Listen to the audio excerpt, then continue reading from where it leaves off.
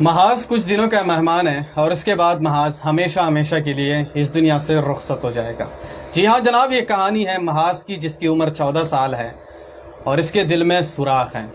یہ first class سے لے کے چھٹے کلاس تک پہلے پوزیشن پر آیا ہے، یعنی تعلیم کے اندر یہ اتنا قابل ہے کہ فرسٹ کلاس سے لے کر چھٹے کلاس تک یہ پہلے پوزیشن پر آیا ہے، لیکن وقت اور بیماری نے اسے ایسا گھیر لیا ہے کہ یہ اب بس کچھ دنوں کا مہمان ہے اور اس کے بعد یہ ہمیشہ ہمیشہ کے لیے چلا جائے گا۔ محاذ کا ایک اور بھائی بھی تھا،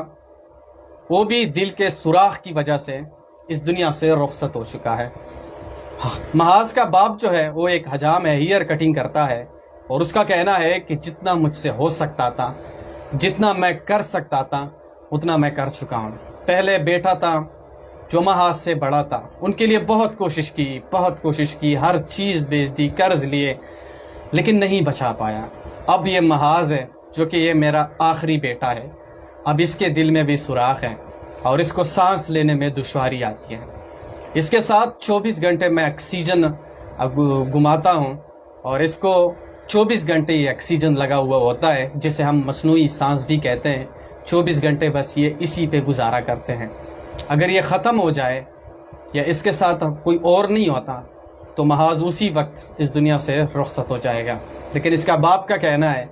کہ میں ہمیشہ اس کے لیے آکسیجن لے کے آتا ہوں اور ہمیشہ بس یہ دن رات اسی آکسیجن میں اپنی زندگی سرکولیٹ کرتا ہے۔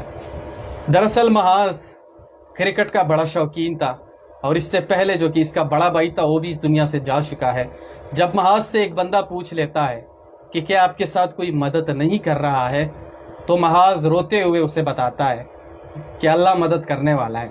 کسی نے کرنا ہے تو کر لیں گے، میری زندگی بچ جائے گی، ورنہ جانا تو لازمی ہے، اور وہاں پہ جا کے اپنے بڑے بھائی سے ملوں گا۔ اور اس کے بعد یہ محاذ رونے لگ جاتا ہے،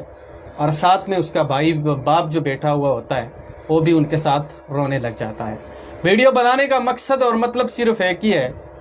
کہ اگر ہم سب مل کے محاذ کے لیے کچھ کریں تو اس کی زندگی بچ سکتی ہے، اس کی زندگی واپس آ سکتی ہے، محاذ دوبارہ اپنا تعلیم جاری رکھ سکتا ہے، محاذ دوبارہ کرکٹ کے میدان میں قدم رکھ سکتا ہے۔ آپ کی اور میری وجہ سے اگر محاذ کی زندگی بچ گئی تو آپ یہ سمجھ لو کہ آپ دنیا کے بہترین انسان ہو۔ دوسری بات یہ بھی کلیئر کر دوں کہ علی امین گنڈاپور صاحب سے بھی ہم اپیل کرتے ہیں کہ اس کے لیے خزانے کا منہ کھول دو اور پیسے ان کے لیے منظور کر دو، تاکہ محاذ جو کہ باپ کا صرف ایک ہی سرمایہ ہے اس کی زندگی بچ جائے۔ خزانے میں کسی اور کے پیسے نہیں ہیں، ہمارے عوام کے ہی پیسے وہاں پہ جمع ہوتے ہیں۔ تو خدارا میں آپ سے اپیل ہی کرتا ہوں کہ اس بچے کے لیے خزانے کا منہ کھول دو اور ان کے ساتھ مالی تعاون کرو، تاکہ اس بچے کی زندگی بچی جا سکے، کیونکہ اس کے باپ کا کہنا تھا کہ یہ میرا آخری سرمایہ ہے، اگر یہ چلا گیا تو میرے لیے یہ دنیا میں سروائیول کرنا اور سرکولیٹ کرنا بہت زیادہ مشکل ہو جائے گا، اور شاید